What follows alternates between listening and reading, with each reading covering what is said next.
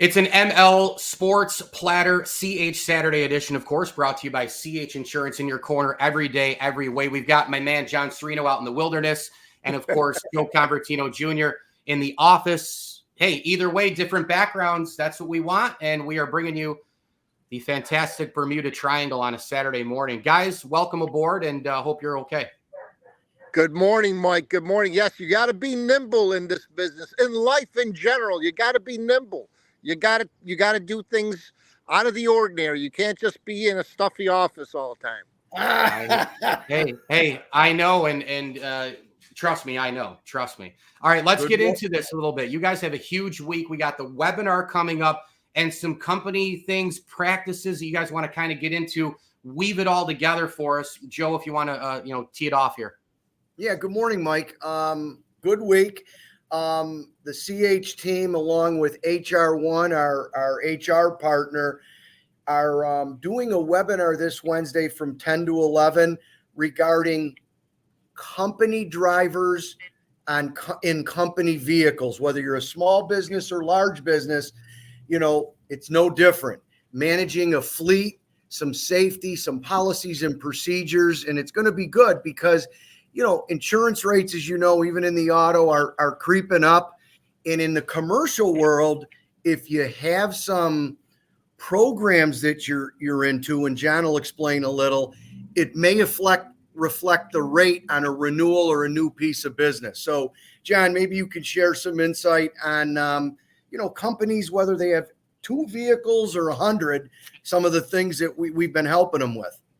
So, yeah, just a couple of things. So first, listen, it's a perk to have a company card, to have an employee, one of your top employees have a company vehicle. And if they take it home during off hours, it's a perk, right? But you got to be careful with that, right? So you need to make sure that when they're off company time, their insurance is primary. Okay.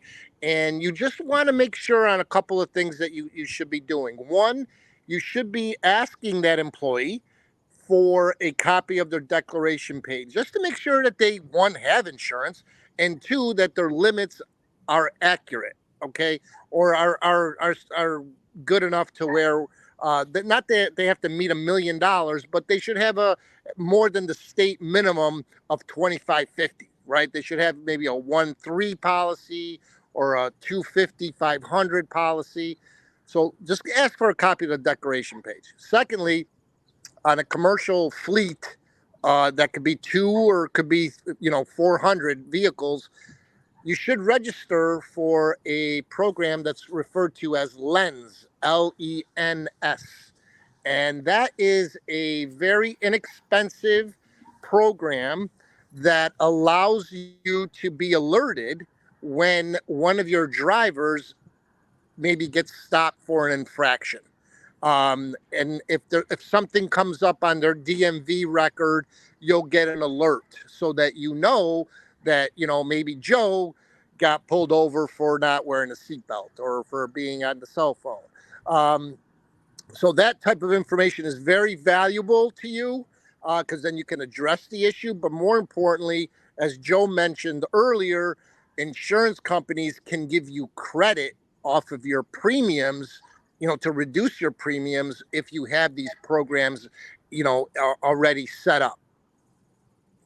Yeah. So Mike, the other thing is even if you don't have a company vehicle, what John was alluding to, whether you're in sales, you're in finance, and you're running on company business during the day or not all the time, their insurance is first and then the company comes in after. So, right.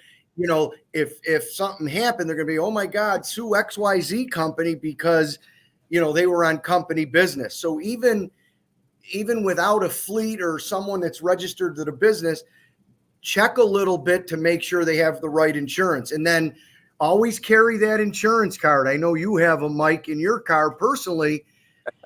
Commercially, no different, right? You got to have this. And we give nice little cards with all the information if there's a claim. So some little tips. You'll hear some more policies and procedures I'm sure you'll share the link, Mike. We won't have it for our Saturday here, but we'll get it to you so we can share it maybe Sunday, Monday. So little tidbits Wednesday, 10 to 11. It's going to be awesome. Yeah, and my the back of my insurance card with that great CH Insurance pouch has actually stickers of Joe Jr. and John Sereno on the back. Okay, Mike. Okay. Your face on the back. Real quick, golf by the day gets wilder and wilder. Obviously, we got Tiger and Rory in the news.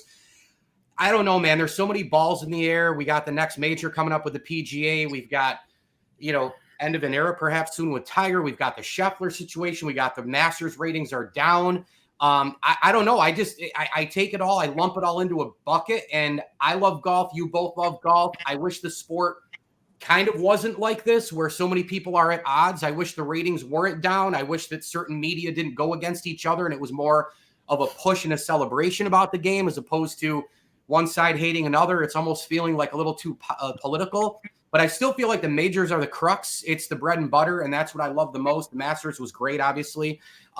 Give me something right now where you guys feel, I guess, just emotionally and what's going on. And I know, Joe, you want to hit on the Tiger Rory thing, but to me, that's just where I land right now. There's so many balls in the air with our golf world right now, and I don't think all of it is that great because of the constant fighting, and it's happened since the obviously the infusion of LIV. Yeah, we talked about, on Perry's show this morning, is this a little hush money to kind of stop the bleeding a little bit, the 100 million, the 50 million? When does it stop? John and I were up in Buffalo for Buffalo Insurance Day, Mike. David Faraday spoke. And of course, I met him at the end with another person. We got a photo. And I said, and he talked about this thing. He goes, Joe, it's going to be like tennis. Pick and choose, but it comes down to the majors, right? So he made that comparison, like, let these guys go play where they want. And I'm saying this tongue in cheek, but it's all about the majors. And I think you hit on it. It was a very quiet message this week with 100 million. You didn't see Monahan get on. Where is all this? You had to find it for this 150 million. So my take is it's kind of a Band-Aid right now. And here we go leading into the PGA. I don't know, John, what your thoughts are. Yeah, no, I mean, I agree. I mean, I just feel overall that it's just like giving the game a black eye, and it's unfortunate because you got a lot of great players out there that, if they could all play in the sandbox together, and it would just make it much more competitive. You would see the competitiveness week in, week out with all those guys that are on LIV, with the guys that are on PGA. I mean, they're the best of the best. And it's just unfortunate that you're not watching them all compete together weekend after weekend. It's just gives the sport, I think, a little black eye. Well, and if you think about Michael? Well, sports, it's funny because I feel that way. Going where you want, playing where you want, taking money and all that. I mean, that's sports. That's free agency, right? That's what Curt Flood wanted. That's what Marvin Miller wanted in baseball, right? And so it kind of is carried over to all the other sports.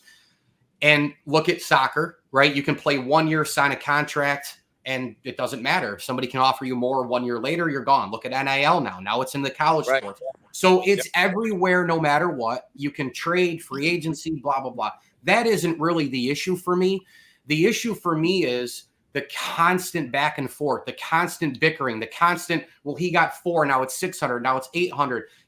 What's the next guy going to get? The rumors that Rory was going to LIV, and then, he said it wasn't true. And then people start to hate Rory because the social media thing came out. And then it's all about this back and forth, like just anger at each other. That's where it is for me. And yes, some of that is the financial part, but it's the anger back and forth during some of the great weeks of golf. Now, the majors are the top. We have the players. We have some of the other big-time tournaments. As far as LIV goes and the other PGA stuff, whatever. Most of them are exhibitions anyways, in my opinion. There's about 10 to 12 that are great outside the majors. That's fine. But to me, that's where it is. It's a lot of that inner, it's just that fighting, that constant stuff going back and forth, which really we don't need, especially during major week. To wrap up here quick, guys, I know, Joe, you got to run. I got to run as well. Any final minute thought here on the CH side?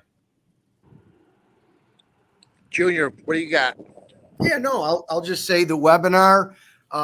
You're coming into the springtime. We'll turn it quickly a little bit to personal.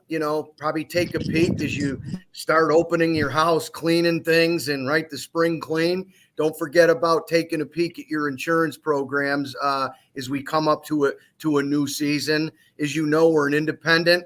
We have a multiple of carriers for different niches or families or businesses, and we look forward to working with people. And there's your mascot, Michael. Yeah, I got 2 mascots this weekend. I got Gus, my in-laws' dog, and the other golden, my Cooper. And Gus just took my sandal, so I got to go. And I know John's painting up there. John Yeah. Sereno is painting at the daughter's house. I just hope he has an insurance certificate for Ryan and his daughter.